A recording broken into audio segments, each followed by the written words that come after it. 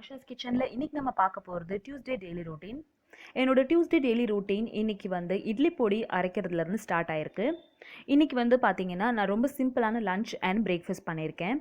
So நம்மக்கிட்ட இருக்கிற இந்த லெஷர் டைமில் நான் இன்றைக்கி இட்லி பொடி அரைக்கலாம் அப்படின்னு சொல்லிட்டு நான் மார்னிங் எழுந்த உடனே வந்து என்னோடய டீ எல்லாம் குடித்ததுக்கப்புறமா இட்லி பொடி அரைக்கிறதுக்கு ரெடி பண்ணிகிட்டு இருக்கேன். இன்றைக்கி லன்ச்சில் பார்த்திங்கன்னா நான் இன்றைக்கி புளி ரசம் செஞ்சுட்டு கீரை கூட்டு செய்ய போகிறேன். அப்புறம் பிரேக்ஃபாஸ்ட்டில் பார்த்தீங்கன்னா இடியாப்பம் வாங்கிட்டேன். ஸோ அதுக்கு தேங்காய் பால் மட்டும் தான் எடுக்கணும். ஸோ லன்ச் ரொம்ப சிம்பிளாக இருக்க போகுது அப்படின்றதுனால என்கிட்ட கொஞ்சம் டைம் இருக்குது. ஸோ இந்த டைமை நான் யூட்டிலைஸ் பண்ணுற மாதிரி இன்றைக்கி நான் வந்து இட்லி பொடி அரைக்க போகிறேன். இந்த இட்லி பொடி நான் இன்றைக்கி எள்ளு இல்லாமல் அரைக்க போகிறேன். ஸோ அதுக்கு கருவேப்பிலையும் காஞ்ச வத்தலும் ஃபஸ்ட்டு நீங்கள் வறுத்து எடுத்துக்கோங்க. எவ்வளோ உங்களுக்கு காரம் வேணுமோ அந்த அளவுக்கு நீங்கள் வறுத்து எடுத்துக்கலாம். இப்போ யூஸ்வலாக நீங்கள் இட்லி பொடி அரைக்கும் போது என்ன அளவில் அரைக்கணும் அப்படின்னு பார்த்தீங்கன்னா, நான் வந்து ஒரு மாதத்துக்கு தேவையானது தான் அரைச்சி வச்சுக்குவேன். ரொம்ப நிறைய அரைச்சி வச்சுக்க மாட்டேன். காலியானதுக்கப்புறம் மறுபடியும் அரைச்சிக்குவேன். ஸோ இப்போ நான் வந்து 1 கப் கடலைப்பருப்பு எடுத்திருக்கேன். அந்த எந்த கப்பில் கடலைப்பருப்பு எடுத்திருக்கீங்களோ அதே கப்பில் 3/4 கப் உளுந்தம்பருப்பு எடுத்துக்கோங்க. கடலைப்பருப்பு நிறையா இருந்துச்சுன்னா இட்லி பொடி நல்லா டேஸ்டியாக இருக்கும். கருவேப்பிலையும் வத்தலும் நான் சேம் அமௌண்ட் எடுத்திருக்கேன். எவ்வளோ உங்களுக்கு காரம் வேணுமோ அதுக்கேற்றாப்புல நீங்கள் வத்தல் வந்து அட்ஜஸ்ட் பண்ணிக்கலாம். இப்போ எல்லாத்தையும் வறுத்து எடுத்ததுக்கப்புறமா இதை ஒரு 15லேருந்து 20 நிமிஷம் ஆற விட்டுறலாம். ஆறுனதுக்கப்புறமா நம்மளோட லஞ்ச் இது ஆறுற டைம் வரைக்கும் நம்ம லஞ்ச் ரொட்டீன் ஸ்டார்ட் பண்ணலாம். இன்றைக்கி லஞ்சில் நான் ஏற்கனவே சொன்ன மாதிரி இன்ஸ்டண்ட்டாக ரசப்பொடி அரைச்சி நான் ஒரு புளி ரசம் வைக்க போகிறேன். அப்புறம் இடியாப்பம் வாங்கி வச்சுருக்கேன். அதுக்கு வந்து தேங்காய் பால் இன்றைக்கி செய்ய போகிறேன். இப்போ என்னோடய பர்னரில் நான் ஒரு பர்னரில் வந்து சாப்பாடு வெந்துட்டுருக்கு. இன்னொரு பர்னரில் நான் தக்காளி, பெருங்காயம், அப்புறம் கொத்தமல்லி போட்டு ஃபஸ்ட்டு தக்காளியை கொதிக்க விட்டுட்ருக்கேன். தக்காளி இந்த அளவுக்கு கொதிச்சதுக்கப்புறமா இதில் நான் இன்றைக்கி புளி தண்ணி சேர்த்துக்க போகிறேன். ரசம் வந்து நிறைய வேரியேஷனில் பண்ணலாம். இப்போ வந்து எல்லாத்தையும் தாளிச்சிட்டு அதுக்கப்புறமாவும் எல்லாத்தையும் புளி அப்புறம் தக்காளிலாம் நீங்கள் போடலாம். ஆனால் நான் வந்து இன்றைக்கி எப்படி பண்ணியிருக்கேன் அப்படின்னா, தக்காளியும் புளியும் கொதிக்க வச்சுட்டு அதுக்கப்புறமா இன்றைக்கி நான் ரசப்பொடி போட போகிறேன். ஸோ யூஸ்வலாக வாரத்தில் 1 நாள் இல்லை 2 நாள் கண்டிப்பாக ரசம் நம்ம ப்ரிப்பேர் பண்ணிடுவோம். ஆனால் ஒரே மாதிரி செய்யாமல் கொஞ்சம் டிஃப்ரெண்ட்டாக செய்யலாம் அப்படின்னு சொல்லிட்டு நான் அந்த மாதிரி பண்ணுவேன். என்னோட இன்னொரு ரசப்பொடி ரெசிப்பியில் நீங்கள் பார்த்துருப்பீங்க. அதில் வந்து ஃபஸ்ட்டு தாளிச்சிருவேன். தக்காளிலாம் போட்டு தாளிச்சிட்டு அதுக்கப்புறமா ரசப்பொடி போட்டிருப்பேன். அந்த ரெசிப்பியும் பார்த்திங்கன்னா அது நல்லாயிருக்கும். அந்த மாதிரி பண்ணாலும் நல்லாயிருக்கும். இப்போ நான் வந்து ரசம் என்னோடது புளித்தண்ணி கொதிச்சுட்ருக்க டைமில் நான் வந்து தேங்காய் எடுத்து நல்லா வாஷ் பண்ணி அதை க்ளீன் பண்ணி எடுத்து வச்சுட்டு போகிறேன். யூஸ்வலாக பார்த்திங்கன்னா ரசப்பொடி போட்டதுக்கப்புறமா நம்மளோட ரசம் வந்து கொதிக்கக்கூடாது. ஆனால் அதுக்கு முன்னாடி புளித்தண்ணி இல்லை தக்காளி வந்து நீங்கள் சேர்த்துக்கும் போது அது வந்து நீங்கள் எவ்வளோ தூரம் உங்களுக்கு அந்த ரா ஸ்மெல் போகணும் அப்படின்னு நினைக்கிறீங்களோ அந்த அளவுக்கு வரைக்கும் நீங்கள் அதை கொதிக்க விடலாம்.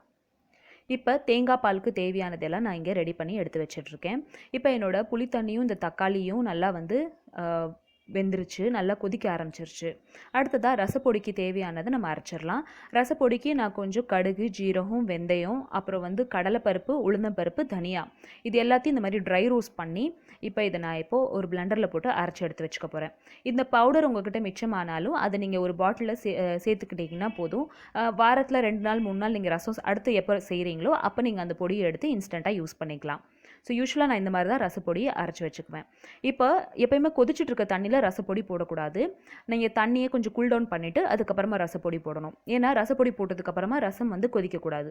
ரசப்பொடி எவ்வளோ வேணுமோ அந்த அளவுக்கு இதில் போட்டுட்டு இதில் கொஞ்சம் மஞ்சத்தூள், உப்பு சேர்த்துட்டு எல்லாத்தையும் நல்லா கலக்கி விட்டுட்டு இது பொங்குற வரைக்கும் நம்ம வெயிட் பண்ணலாம்.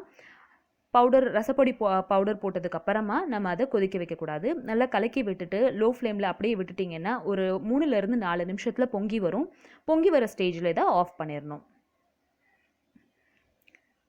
ரச பவுடர் போட்டதுக்கப்புறமா கொதிக்க விட்டீங்க அப்படின்னா லைட்டாக கசப்பு வந்துடும் அதில். அதே மாதிரி ரசத்தோட டேஸ்ட்டும் சேஞ்ச் ஆயிரும். இப்போ பாருங்கள், இப்போ இதில் கொஞ்சம் பொங்கி வருது பாருங்கள். இந்த மாதிரி பொங்கி வரும்போது ஃப்ளேம் ஆஃப் பண்ணிவிட்டு எல்லாத்தையும் நல்லா மிக்ஸ் பண்ணி எடுத்து வச்சுருங்க. எடுத்து வச்சுட்டு நீங்கள் தனியாக எண்ணெய் ஊற்றி கடுகு, அப்புறம் ஜீரகம், அப்புறம் கருவேப்பிலை போட்டு தாளித்து நீங்கள் சேர்த்துக்கலாம். இப்போ என்னோடய ரசம், சாப்பாடு ரெண்டுமே ரெடி ஆயிடுச்சு. இப்போ பிரேக்ஃபாஸ்ட்டுக்கு தேவையான தேங்காய் பால் நான் இங்கே ரெடி பண்ணிகிட்ருக்கேன். தேங்காய் பால் யூஸ்வலாக வந்து மார்னிங்ஸில் சாப்பிட்றது ரொம்ப ரொம்ப நல்லது. நீங்கள் வந்து உங்களுக்கு வயிற்றில் புண்ணு இருக்குது இல்லை வாயில் புண்ணு இருக்குது அப்படின்னா இந்த மாதிரி தேங்காய் பால் நீங்கள் செஞ்சு சாப்பிடுங்க. ரொம்ப ரொம்ப உடம்புக்கு வந்து இது நல்லது. நான் வந்து தேங்காய் பால் ரொம்ப திக்காக அரைக்க மாட்டேன். அதில் கொஞ்சம் தண்ணி ஊற்றி தான் நான் அரைப்பேன். ஏன்னா பால் கொஞ்சம் தண்ணியாக இருந்துச்சுன்னா நல்லா டேஸ்டியாக இருக்கும். இப்போ நம்மளோட தேங்காய் பால் ரெடி ஆயிடுச்சு. இடியாப்பம் வந்து நான் இன்றைக்கி வாங்கிக்கிட்டேன். எங்கள் வீட்டு பக்கத்தில் பார்த்திங்கன்னா ரெடிமேட் இடியாப்பம் எடுத்துகிட்டு வருவாங்க. ஸோ அது வந்து இன்றைக்கி நான் 4-10 ரூபாய்க்கு கிடைக்கும். ஸோ அதை நான் இன்றைக்கி வாங்கிட்டேன். ஸோ அதுக்கு வந்து எனக்கு தேங்காய் பால் ரொம்ப பிடிக்கும். அதனால தேங்காய் பால் இன்றைக்கி செஞ்சாச்சு. ஸோ இப்போ என்னோட பிரேக்ஃபாஸ்ட்டும் முடிஞ்சிருச்சு. பிரேக்ஃபாஸ்ட்டுக்கு தேவையானது எல்லாமே ரெடி பண்ணி இங்கே வச்சுட்டேன். தேங்காய் பாலுக்கு தேவைன்னா நீங்கள் சக்கரை போட்டுக்கலாம், அப்படி இல்லைன்னா வெல்லமும் சேர்த்துக்கலாம். நான் வந்து இன்றைக்கி சக்கரை தான் போட்டிருக்கேன். ஸோ பிரேக்ஃபாஸ்ட் இப்போ நான் எடுத்து வச்சுட்டு பிரேக்ஃபாஸ்ட் சாப்பிட்டதுக்கு அப்புறமா நம்ம வந்து லன்ச் பாக்ஸை கட்டிடலாம். பிரேக்ஃபாஸ்ட் முடிச்சதுக்கப்புறமா இருக்கிற லஞ்ச் பாக்ஸை நம்ம இங்கே கட்டி வச்சிட்டோம் அப்படின்னா, இன்றைக்கி இந்த ரசத்துக்கு நான் சைட் டிஷ்க்கு வந்து கீரை கூட்டு செஞ்சுருக்கேன். ஸோ கீரை கூட்டு ஏற்கனவே என்னோட சேனலில் நான் ரெசிபி போட்டிருக்கேன், அது எப்படி செய்யணும்னு. சில சமயம் நான் பாசிப்பருப்பு போட்டு செய்வேன், சில சமயம் அவரைக்காய் போட்டு செய்வேன். ஆனால் இன்றைக்கி வந்து நான் வந்து வெறும் கீரை கூட்டு சும்மா 1 டீஸ்பூன் பருப்பு போட்டு செஞ்சுருக்கேன், நிறைய போட்டு செய்யலை. இப்போ நம்மளோட லஞ்ச் பாக்ஸ் எல்லாமே ரெடி ஆயிடுச்சு. இதை நம்ம எடுத்து வச்சதுக்கப்புறமா நம்ம வந்து அடுத்து இட்லி பொடிக்கு நம்ம எடுத்து வச்சுருக்கோம் இல்லையா பருப்பு, அது எல்லாமே ஆறி இருக்கும். அந்த ஆறின பருப்பு எல்லாத்தையும் இப்போ மிக்சியில் போட்டு நம்ம அரைச்சிட்டோம் அப்படின்னா இட்லி பொடியும் ரெடி ஆயிரும். இப்போ வத்தலும் கருவேப்பிலையும் ஒன்றா சேர்த்து நான் இந்த பிளெண்டரில் அரைச்சி எடுத்து வச்சுக்க போகிறேன். இட்லி பொடிக்கு தேவையானது இப்போ நம்ம அரைக்க ஸ்டார்ட் பண்ணலாம். இப்போ இங்கே வந்து நான் வந்து காஞ்ச வத்தலும் கருவேப்பிலையும் ஒன்றா சேர்த்து அரைச்சி எடுத்து வச்சுக்க போகிறேன். என்னோடய மசாலா ரொட்டீனில் நிறைய பேர் கேட்டிருந்தீங்க என்ன மிக்ஸி நான் யூஸ் பண்ணுறேன்னு. நான் வந்து ப்ரீத்தி நிட்ரோ மிக்ஸி யூஸ் பண்ணுறேன். இதில் 3 ஜார் கிடைக்கும். இது வந்து சின்ன ஜாரு. இந்த ஜாரில் நீங்கள் முழு மஞ்சள் போட்டு அரைச்சிங்கன்னா கூட சூப்பராக அரைஞ்சிரும். அந்தளவுக்கு வந்து இதோட பிளேடு வந்து ஷார்ப்பாக இருக்கும். இப்போ நான் இன்னொரு ஜாரில் இதை மாற்றி வச்சிட்டேன் இல்லையா, இந்த ஜார் வந்து மீடியம் சைஸ் ஜார். இதில் நீங்கள் குறைன்னு அரைக்கிறது எல்லாமே அந்த பெரிய மீடியம் சைஸ் ஜாரில் போட்டு நீங்கள் அரைச்சி எடுத்துக்கலாம். அதே மாதிரி இட்லி பொடி அரைக்கும் போது பருப்பு எல்லாத்தையும் தனித்தனியாக போட்டு அரைச்சிக்கோங்க. ஏன்னா கடலைப்பருப்பு அரைக்கிறதுக்கு கொஞ்சம் டைம் ஆகும், உளுந்தம்பருப்பு சீக்கிரமாக அரைஞ்சிரும். கடலைப்பருப்பும் கொஞ்சம் ரொம்ப நைஸாக அரைக்காமல் கொஞ்சம் கோர்ஸாக அரைச்சிக்கோங்க. அப்போ தான் உங்களுக்கு இட்லி பொடி நல்லாயிருக்கும். இட்லி பொடி ரொம்ப மையாக அரைச்சிட்டிங்கன்னா நல்லா இருக்காது. அடுத்து கடலைப்பருப்பு அரைச்சதுக்கப்புறமா அதே மாதிரி உளுந்தம்பருப்பையும் நான் அரைச்சி எடுத்துக்கிறேன். உளுந்தம்பருப்பு அரைக்கும் போது இதுக்கு தேவையான உப்பு அப்புறம் பெருங்காயத்தூள் சேர்த்து அரைச்சி எடுத்துக்கோங்க. இப்போ இது ரெண்டையும் என்ன பண்ணுங்கள், ஒரே பிளெண்டரில் போட்டு அதை நான் இப்போது ஒரு நிமிஷத்துக்கும் கம்மியாக ஜஸ்ட் அதை மிக்ஸ் பண்ணி விடுற மாதிரி நீங்கள் உங்களோட மிக்ஸி ஜாரை ஊட்டிட்டு இதை எடுத்துடணும். அவ்வளோதான், நம்மளோட இட்லி பொடி இதோட ரெடி ஆயிடுச்சு. ஸோ இதோட என்னோட நார்மல் டியூஸ்டே லன்ச் ரொட்டீன் முடியுது. இந்த லன்ச் ரொட்டீன் உங்களுக்கு பிடிச்சிருந்துச்சி அப்படின்னா இந்த வீடியோக்கு ஒரு லைக் கொடுங்க. அண்ட் என்னோட சேனலை ஃபர்ஸ்ட் டைம் பார்க்குறீங்கன்னா கண்டிப்பாக சப்ஸ்கிரைப் பண்ணுங்கள். இதே மாதிரி daily lunch routines and lunch ideas உங்களுக்கு வேணும் அப்படின்னா கீழே டிஸ்கிரிப்ஷன் பாக்ஸ்னால் நான் லிங்க் கொடுக்குறேன், அதையும் ஓப்பன் பண்ணி பாருங்கள். இப்போ இட்லி பொடி ஸ்டோர் பண்ணுறதுக்கு ஒரு கிளாஸ் ஜார் இல்லாட்டினா இந்த மாதிரி ஒரு ஸ்டீல் பாட்டிலில் வச்சு இட்லி பொடி ஸ்டோர் பண்ணிக்கோங்க. இப்போ என்னோட லன்ச் ரொட்டீன் முடியுது. தேங்க்யூ ஸோ மச் ஃபார் வாட்சிங்.